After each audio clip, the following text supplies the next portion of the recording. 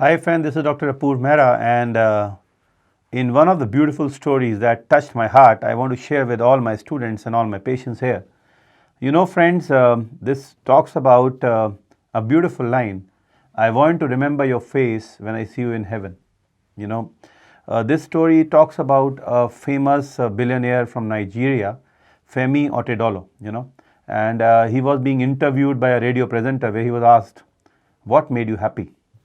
So Femi said that I have gone through 4 stages of happiness in my life. The first stage was when I wanted to earn basic needs and money. I felt better, but that actually did not make me very happy. Then I started possessing valuable things and items, started owning some lands. This was the second stage, but this also did not give me true happiness.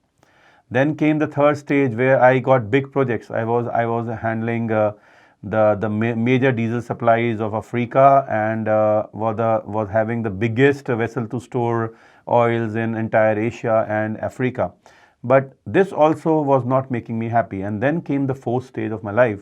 One of my friends told me, "Can you buy 200 wheelchairs for disabled children?" I immediately said yes, because this was a friend asking me to do it.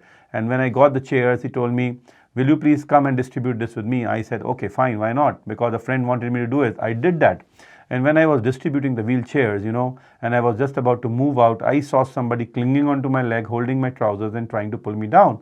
I sat down on the ground and asked the kid on the wheelchair, who was looking so happy. Everybody around was looking as if they have got a picnic. This is a picnic. It's a joyous moment. And I saw they were so thrilled, as if they have got a good feast.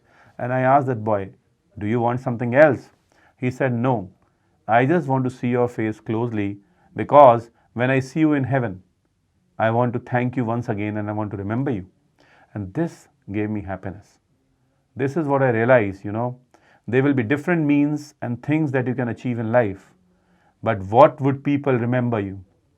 What people will remember about you, how people will remember you, where it really matters, is decided by what you actually do here for the goodness of humanity. Look, the wealth, the riches, the lands, the power, the projects is temporary.